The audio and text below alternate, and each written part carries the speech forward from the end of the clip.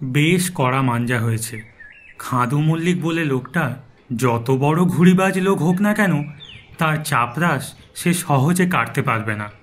খাটে বসে পাখার বাতাস খেতে খেতে বেশ আত্মতৃপ্তির সঙ্গে কথাগুলো ভাবলেন ফটিকবাবু। নিঝুম দুপুর, বাইরে কোথায় যেন একটা কাক ডাকছে। মাথার ওপর পাখার মৃদু ঘর ঘর শব্দ ছাড়া আর কোনো শব্দ নেই ফটিকবাবুর তিনতলার এই ঘরে। হঠাৎ দরজায় মৃদু কড়া নাড়ার শব্দ হলো। ভর দুপুরে কে আবার এলো? কোনো সেলসম্যান নাকি? ফটিকবাবু গিয়ে দরজা খুলতেই একপাশে সিঁড়ির অন্ধকার থেকে একটা মোলায়েম কণ্ঠস্বর ভেসে এলো। আপনি এ বাড়িতে নতুন ভাড়াটে বুঝি? অসময়ে একটু বিরক্ত করতে এলাম। ফটিকবাবু দেখলেন সিঁড়ির প্রায় অন্ধকার ঘেঁষে দাঁড়িয়ে আছেন একজন ভদ্রলোক, মাঝবয়সী, পরনে পাঞ্জাবি। তাকে দেখে সেলসম্যান বলে মনে হচ্ছে না।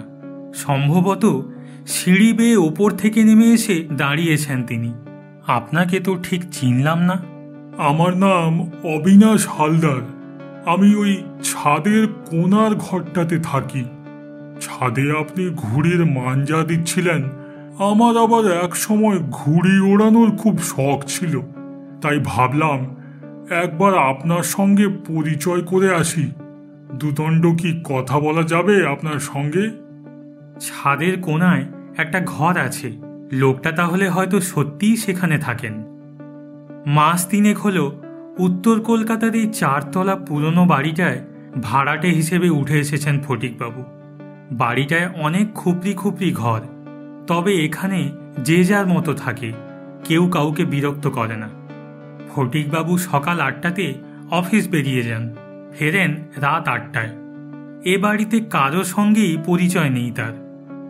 আগন্তুককে ভদ্রলোক বলেই মনে হচ্ছে, কাজেই ফটিকবাবু তাকে নিজের পরিচয় দিয়ে বললেন, আসুন, ঘরে আসুন। ভদ্রলোক ঘরে ঢুকে একটু জড়সড় হয়ে ফটিকবাবুর মুখোমুখি একটা চেয়ারে বসলেন। লোকটার মুখে কেমন যেন একটা বিষণ্ণতার ছাপ আছে। লোকটাকে নিরীহ গোছেরই মনে হলো ফটিকবাবুর। আপনার কি করা হয়? আগে একটা মার্চেন্ট কোম্পানিতে চাকরি করতাম, এখন কিছুই করি না। কথাগুলো বলার পর হঠাৎ তাঁর দৃষ্টি পড়ল পাশের টেবিলটার ওপর। ফটিকবাবুর কেনা ঘুড়িগুলো রাখা সেখানে। আরে চাপরাস ঘুড়ি যে, বেশ ভালো ঘুড়িগুলো। আমারও প্রিয় ঘুড়ি ছিল চাপরাস। কাল তো বিশ্বকর্মা পুজো, ঘুড়ি ওড়াবার দিন, ওড়াবো কাল। জানেন, আমি যখন গ্রামে থাকতাম তখন এটাই ছিল আমার একমাত্র নেশা। লোকে তো আমার নাম দিয়ে ফেলেছিল চাপরাসদা, কেউ কেউ ডাকতো চাপরাস বাবু বলে। কলকাতায় আসার পর মাঝে অবশ্য বছর 8 ঘুড়ি ওড়াবার কোনো সুযোগ হয়নি। দক্ষিণ কলকাতার যে বাড়িতে থাকতাম সে ভাড়া বাড়ির ছাদেও এক চিলতে জায়গা ছিল না। আশপাশে কোনো মাঠও নেই, খুবই মুষড়ে পড়েছিলাম। এ বাড়িটা আমার পছন্দ হয়ে গেল বিরাট ছাদটা দেখে। কাল মনের সুখে বহুদিন পর ঘুড়ি ওড়াবো। আজকাল তো ঘুড়ি ওড়ানোর শখ দেখাই যায় না। এখনকার ছেলে মেয়েদের শৈশবটাই কেমন বদলে গেল। তবে বিশ্বকর্মা পুজোর দিন এখনো কিছু ঘুড়ি ওড়ে এ পাড়াতে। বহুদিনের প্রথা বলেই হয়তো এখনো সেটা পুরোপুরি মুছে যায়নি, কিন্তু প্রতি বছরই আকাশে ঘুড়ির সংখ্যা কমছে। আমাদের ছেলেবেলায় ভিডিও গেমস, কম্পিউটার এত সব ছিল না। পিঠে বইয়ের বস্তাও থাকতো না। অবশ্য মাঠও এখনো প্রায় নেই বললেই চলে। ছেলে মেয়েদের আর দোষ কি? এ পাড়াটা খুব পুরনো। ঘুড়ি ওড়ানো একসময় উৎসবের মতো ছিল এখানে। বিশ্বকর্মা পুজোর 1 মাস আগে থেকেই ঘুড়ি ওড়াবার প্রস্তুতি শুরু হয়ে যেত। বিরাট বিরাট ছাদগুলোতে মাঞ্জা দেওয়ার জন্য দখল নেওয়া হতো। কত রকম গোপন ফর্মুলা ছিল সেসব মাঞ্জার। চন্দননগর থেকে কেউ নিয়ে আসতো বেলোয়ারি কাঁচের মিহি গুঁড়ো, কেউ ছুটতো ক্যানিংয়ে কচ্ছপের ডিম খুঁজতে। সে ডিম মাঞ্জায় মেশানো হতো। একবার কেদার ঘোষ বলে একটি লোক 90টা ঘুড়ি কেটেছিল। পরে শোনা গেল সে নাকি শ্মশান থেকে মানুষের হাড়ের গুঁড়ো এনে মিশিয়েছিল মাঞ্জার সাথে। আর ব্যারিস্টার নরেন মুখুজ্জে নাকি তার নতুন কেনা অস্টিন গাড়িটাই হেরে বসেছিলেন বাজি ধরে ঘুড়ির লড়াইতে। সে সময় পয়সাওয়ালা লোকেরা বাজি ধরতেন ঘুড়ির লড়াইতে। পুরনো দিনের ইতিহাস বলতে বলতে উজ্জ্বল হয়ে উঠল ভদ্রলোকের মুখ। কিন্তু বাজি শব্দটা কানে যেতেই একটু ইতস্তত করে ফটিকবাবু বলে ফেললেন, জানেন, কাল আমিও একটা বাজি ধরেছি ঘুড়ির লড়াইতে। মানে? মানে বাজি ধরাটা যে ঠিক নয় তা আমি জানি, কিন্তু পরিস্থিতি হঠাৎ এমন হলো যে বাজিটা ধরতেই হলো। ব্যাপারটা আপনাকে খুলেই বলি। দিন 5 আগে শনিবার দুপুরে অফিস ফেরতা পাড়ার মোড়ে বুড়ো ঘুড়িওয়ালার দোকানে দাঁড়িয়ে দাঁড়িয়ে ঘুড়ি বাজছিলাম। পাড়ায় আমি নতুন, বুড়োটা আমায় আগে ঘুড়ি কিনতে দেখেনি। আমি কত বছর ঘুড়ি ওড়াই, কি ঘুড়ি পছন্দ করি, কেমন লড়াই, এসব জিজ্ঞেস করছিল লোকটা। কথা প্রসঙ্গে আমি তাকে বলছিলাম যে, জানেন, আমার ঘুড়ি কেউ কোনোদিন কাটতে পারেনি। কথাটা আমি মিথ্যে বলিনি। ছেলেবেলায় 2-1 ছাড়া আমার চাপরাশ কেউ কোনোদিন কাটেনি। কিন্তু বুড়োটাকে এ কথা বলা মাত্রই আমার পেছন থেকে কে যেন বলে উঠল, তাই নাকি?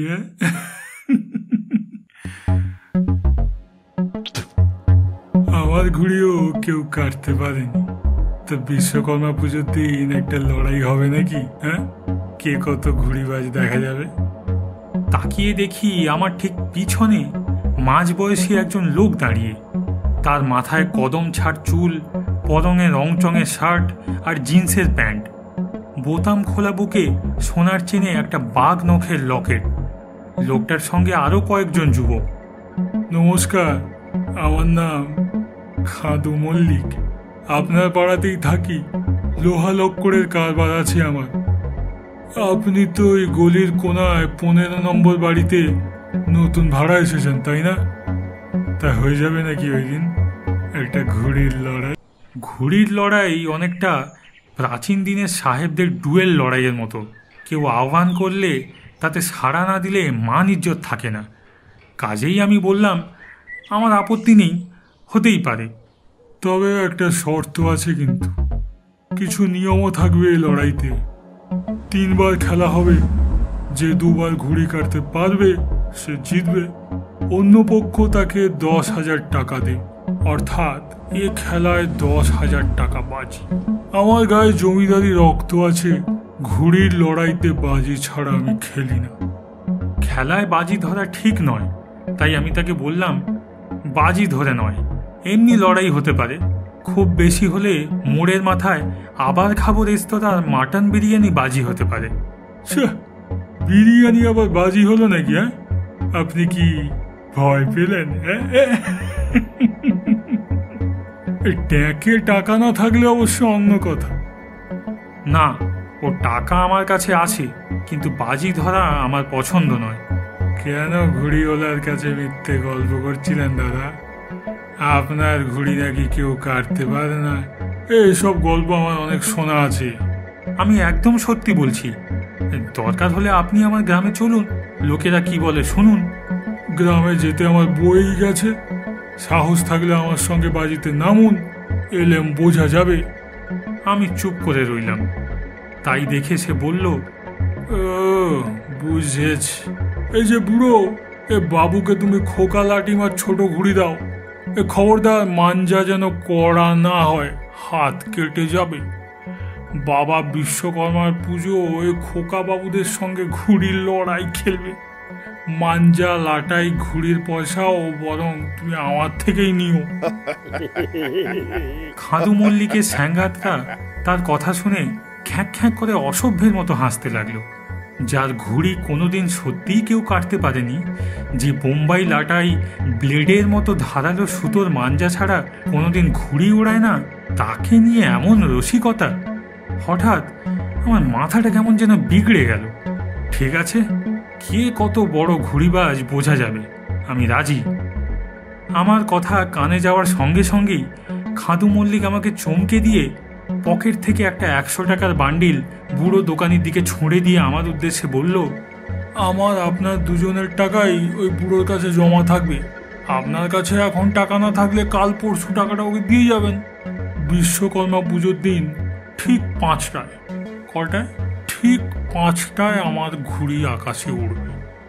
মনে রাখবেন, কালো ঘুড়ি। আর একটা কথা,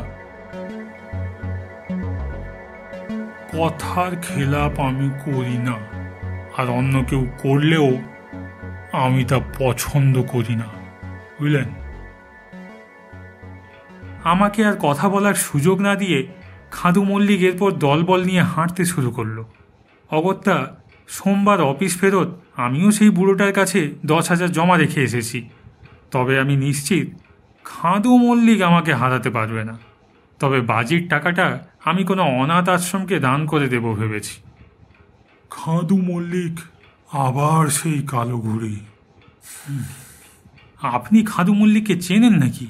হ্যাঁ, চিনি। বাজি ধরা ব্যাপারটা ভালো নয়, তবে ধরেই যখন ফেলেছেন তখন আর কি করবেন। তবে খাদু মল্লিক কিন্তু পাক্কা ঘুড়িবাজ লোক, সেও অনেকদিন বাজি হারেনি। আপনার জন্য শুভ কামনা রইল। ঠিক আছে, আমি এখন আসি, পরিচয়টা সেরে গেলাম। আর একটা কথা, এ বাড়ির ছাদের কার্নিশটা বেশ নিচু, একটু সাবধানে ঘুড়ি ওড়াবেন। বিকেলবেলা রোদ একটু কমলে ফটিকবাবু একবার ছাদে উঠলেন মাঞ্জা দেওয়া সুতো গোটাবার জন্য। তখনই ছাদের কোণে ওই ঘরটার দিকে নজর গেল তাঁর। দুপুরের লোকটা তো বলে গেল সে ওই ঘরটাতেই থাকে। ঘরটা অবশ্য এখন তালা বন্ধ, হয়তো ভদ্রলোক এখন বাইরে বেরিয়েছে। মনে মনে ভাবলেন ফটিকবাবু। আজ বিশ্বকর্মা পুজো। ফটিকবাবুর ঘুম ভাঙল পুজো প্যান্ডেলের মাইকের শব্দে। সকাল সকাল স্নান সেরে পুজো দিয়ে আকাশের দিকে তাকিয়েই মনটা নেচে উঠল তার। আকাশে ঘুড়ি উড়তে শুরু করেছে, কত রকমের ঘুড়ি। চাপরাস, চাঁদিয়াল, পেটকাঠি, বগ্গা, লোডশেডিং। মাঝে মাঝেই আশপাশের বাড়ির ছাদ বা নিচের রাস্তার গলির থেকে উল্লাসধ্বনি উঠছে, ভোকাট্টা ভোকাট্টা। বেলা বাড়ার সাথে সাথে একটা চাপা উত্তেজনা অনুভব করতে লাগলেন ফটিকবাবু। বিকেল ঠিক 5টায় উঠবে সেই কালো ঘড়িটা। তাঁর চাপরাসগুলো, সুতো, লাটাই সব তৈরি করে রেখেছেন তিনি। তাঁর ঘুড়ি কেউ কোনোদিন কাটতে পারেনি। তবুও দুপুরবেলা খাওয়া সেরে একটা ঘুম দিয়ে তিনি যখন উঠলেন তখন বিকেল 4টে বাজে। তাঁর সরঞ্জাম নিয়ে 4:30 নাগাদ ছাদে উঠলেন ফটিকবাবু। 2-4টে ঘুড়ি শুধু ক্লান্ত অবসন্নভাবে আকাশে ভাসছে। ফটিকবাবুর অভিজ্ঞ চোখ বুঝতে পারল ওসব ঘুড়িতে আর লড়াইয়ের দম নেই। ফটিকবাবুর একবার চোখ গেল ছাদের সেই ঘরটার দিকে। ঘরটা আগের দিনের মতোই তালা বন্ধ, শুধু অন্য একটা বাড়তি জিনিস আজ সেখানে চোখে পড়ল তার। একটা চাপরাস ঘুড়ি ঘরের দরজার মাথায় লোহার শিকে আটকে আছে। পুরনো ঘুড়ি, হয়তো কোথা থেকে উড়ে এসে আটকে গেছে ওখানে। আকাশের দিকে তাকিয়ে 5টা বাজার প্রতীক্ষা করতে লাগলেন ফটিকবাবু। ঠিক 5টা। কিছু দূরে একটা বাড়ির ছাদের আড়াল থেকে ধীরে ধীরে আকাশে উঠতে শুরু করলো একটা ঘুড়ি। অনেক ঘুড়ি দেখেছেন ফটিকবাবু, কিন্তু এমন মিশমিশে কালো ঘুড়ি তিনি জীবনে দেখেননি। আর কি আশ্চর্য, কালো ঘুড়িটা আকাশে ওঠার সঙ্গে সঙ্গে এ কোণে সে কোণে যে কয়েকটা ঘুড়ি আকাশে ভাসছিল তাদের মধ্যে একটা প্রচণ্ড চঞ্চলতা শুরু হলো। পুড়ি মুড়ি করে নিচে নামতে শুরু করলো তারা। শুধু এই কালো ঘুড়িটা মাঝ আকাশের দিকে তরতর করে উঠে যেতে লাগলো। চাপরাস একবার কপালে ঠেকিয়ে জয় মা বলে সেটাকে আকাশে ওড়ালেন ফটিকবাবু। মাঝ আকাশে গিয়ে স্থির হয়ে দাঁড়িয়ে আছে কালো ঘুড়িটা, যেন একটা কালো চিল আকাশে ভাসছে। কিছুক্ষণের মধ্যেই লড়াই শুরু হয়ে গেল।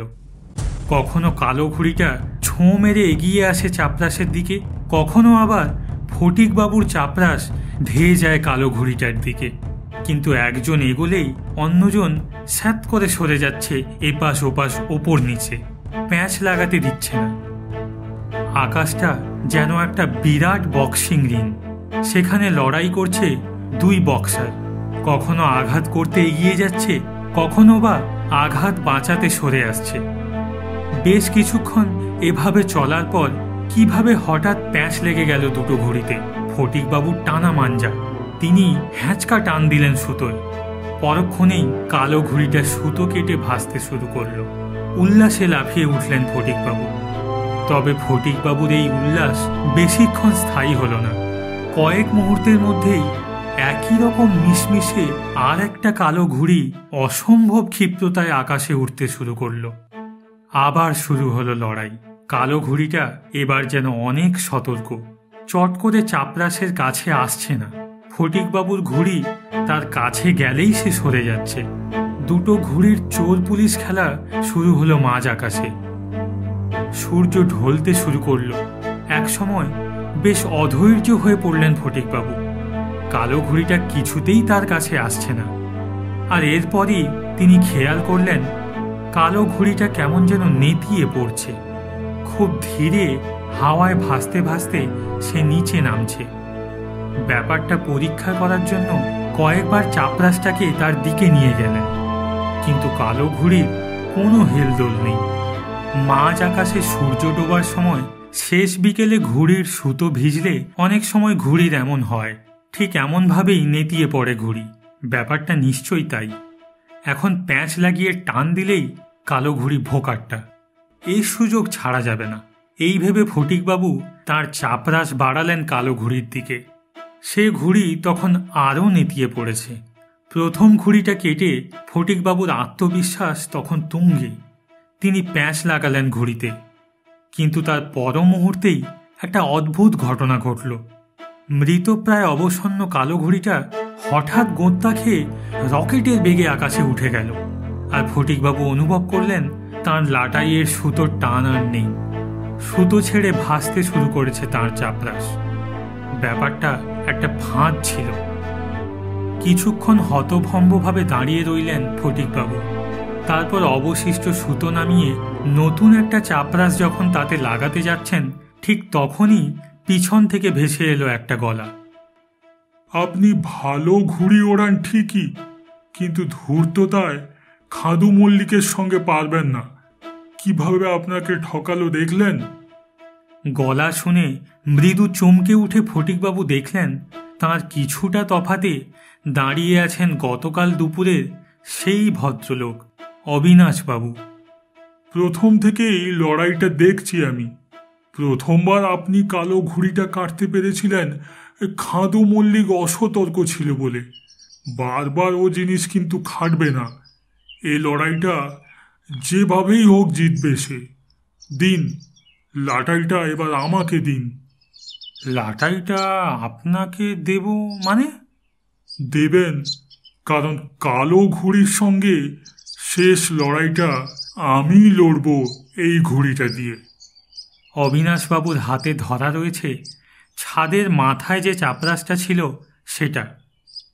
কিন্তু লড়াই তো আমার সঙ্গে, আপনি লড়বেন কেন? ব্যাপারটা অনৈতিক হবে। তাছাড়া আপনি যদি... কি ভাবছেন? আমি যদি হেরে যাই তবে আপনার টাকা যাবে? এই যে 10,000 টাকা আমি আপনার হাতে দিচ্ছি। আর নৈতিকতার ব্যাপার বলছেন তো, সেটা আপনি পরে বুঝবেন। সম্ভবত অন্য একটা ঘটনা ঘটতে পারে এরপর। দিন, লাটাইটা দিন, সময় বেশি নেই।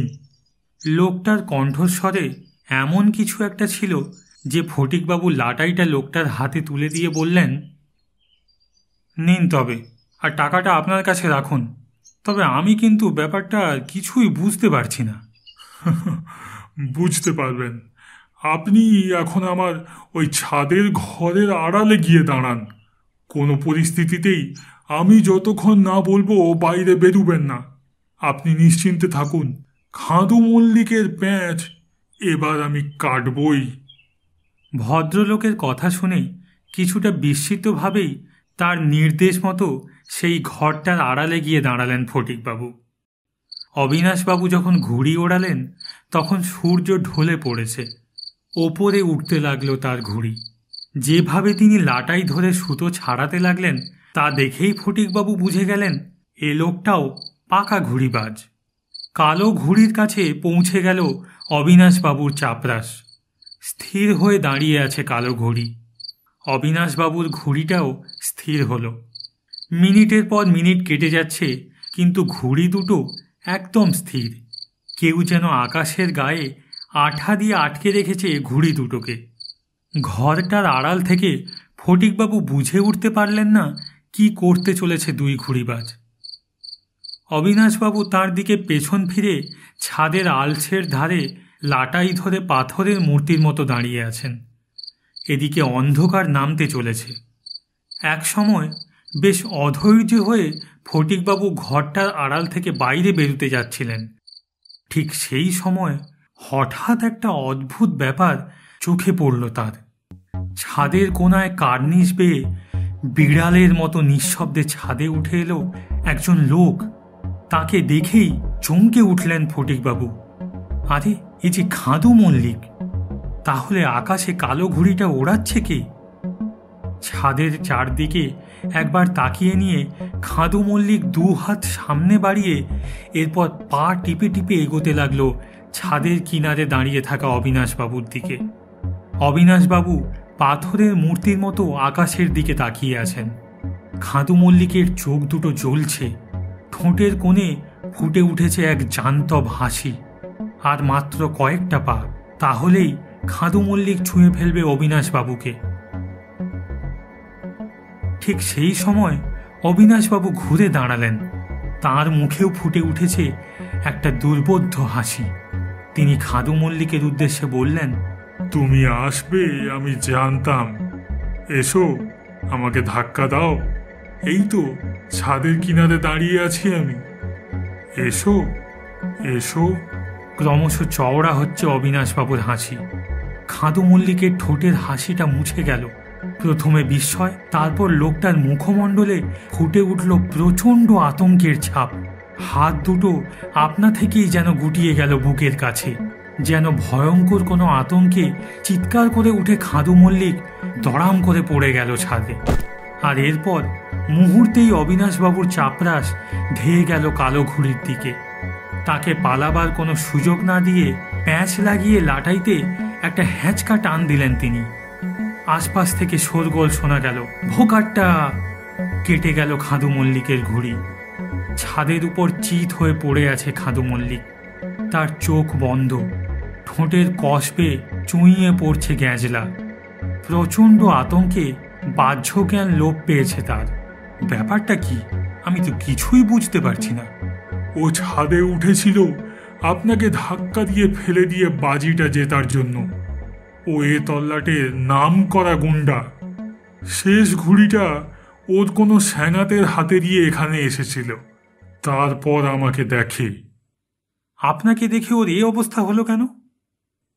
5 বছর আগে এই বিশ্বকর্মা পুজোর বিকেলে এই ঘুড়িটা দিয়েই ওর সঙ্গে শেষ লড়াই হওয়ার কথা ছিল আমার।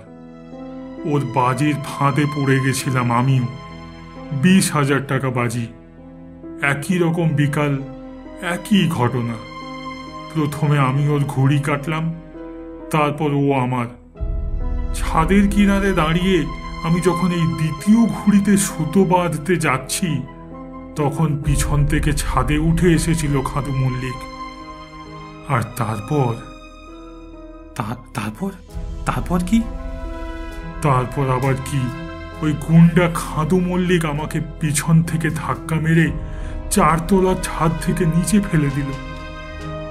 ঘুড়ি ওড়াতে গিয়ে ছাদের কার্নিশ থেকে পা পিছলে দুর্ঘটনায় মৃত্যু অস্বাভাবিক নয়। তারপর এই ছাদ থেকে একটা ঘুড়ি উড়ল।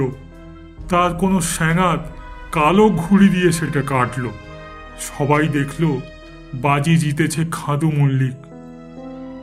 4 তলা থেকে পা পিছলে পড়ে গিয়ে ব্যাপারটা বুঝে উঠতেই একটা হিমেল স্রোত যেন ফটিকবাবুর পিঠ বেয়ে নামতে শুরু করল। তার সামনে কে দাঁড়িয়ে আছে? অন্ধকার আরো গাঢ় হচ্ছে। এবার যেন অস্পষ্ট মনে হচ্ছে অবিনাশবাবুর অবয়বটা। ঘুড়িটা আপনি ভালো ওড়ান ঠিকই, কিন্তু খোলা ছাদে একটু সাবধানে ওড়াবেন। ধীরে ধীরে অবিনাশবাবু অন্ধকারে মিলিয়ে গেলেন।